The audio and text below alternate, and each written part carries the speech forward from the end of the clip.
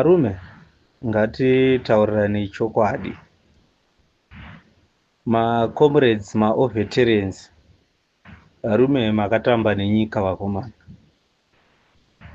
Varume, nyika yeZimbabwe ine vanhu vakaifira, ine vanhu vakairwira kudarika vana Mutsvangwa, vana Munangagwa, vanobuda vachitaura takarwa hondo.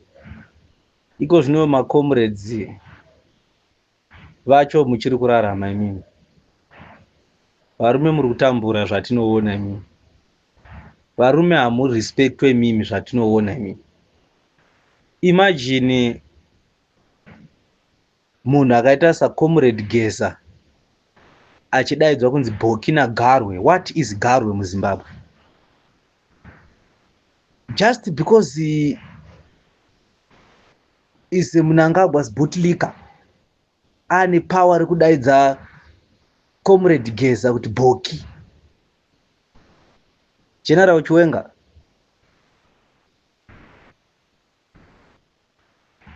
makatamba nenyika comrade.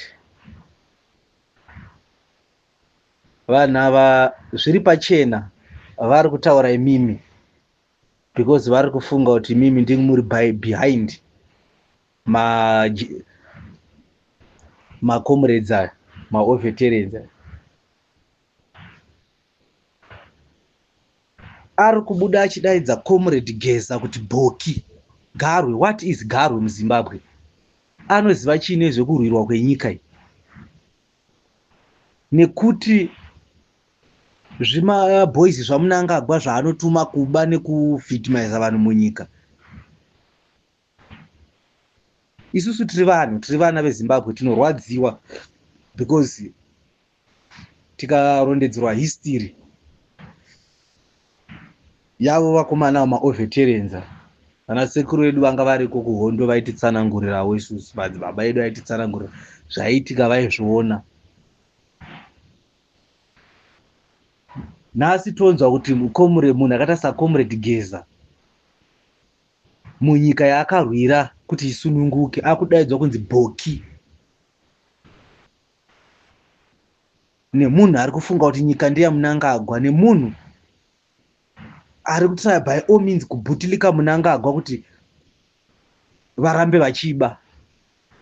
No, macomrades,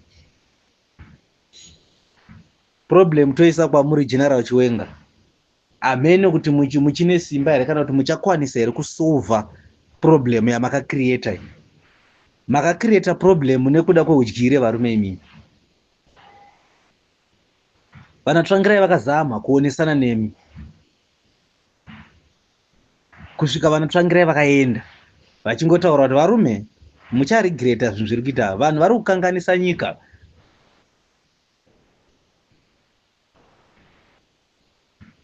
But mairamba because manga mine pfungwa yekuti muchapindawo pachigaro mobva madya.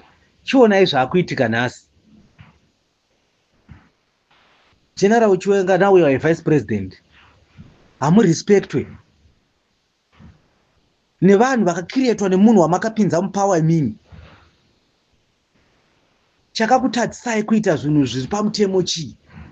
Nyika isina president, vanhu vamacha because paya hapana kumacha vanhu vezanu chete.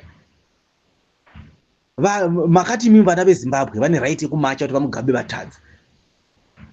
But pakanopera machi yacho ndobva manochinja madhiri, makuseta gwara rekuti imimi mozopindawo mupawa naro. Iko zvino vanhu vacho havachadi kubva mupawa imimi. Now you are targeted. Iko zvinoizwa naComrade Geza. Vanga vakanyarara kwese kumashure macomrades kubva kumashure kwese kuna 2008 maelections achibirirwa, vanhu vachipondo vachiurawa. Vaisataura kuti vakomana zvinhu zvamuri kuita hazvisiri izvo, haisi zvatakawira. Vakuzvitaura nhasi vakunzi nekuti wazvitaurirei saka waane mhosva yawaparata kuda kukusunga. Garo ari kubuda achitaura kuti hanzi Comrade Geza vane mhosva dzavakapara saka ndo dzavari kutya kusungwa, saka kutaura zvavari kutaura zvavanoda kuita sokuti vagoti vasungirwa zvematongerwo enyika kana kunzi vagoti sokuti vasungirwa kunzi vashora Munangagwa. but kana Garwe anga aine mhosva akadi kusungwa kumashure. Paakapara mhosva yacho yakadi kusungwa.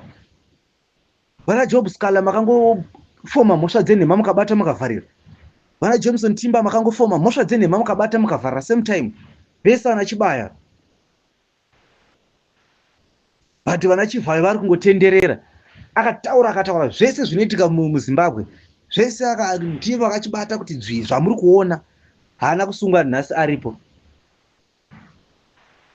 Akabuda aitaura kuti main actor haafe. Anyudzisa Mike Chimombe naMoses Mpofu vari kujeri. Vakataura kuti mari yepresident Chagoti yakaisiwa straight muaccount yaMnangagwa. Makaramba makanyarara. Varume, musatamba muchidaro varume.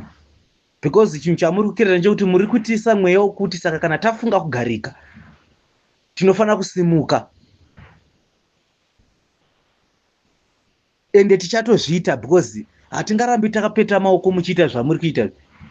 Kuti vanhu vaviri ndo vanenge vane voice rekufana kutaura.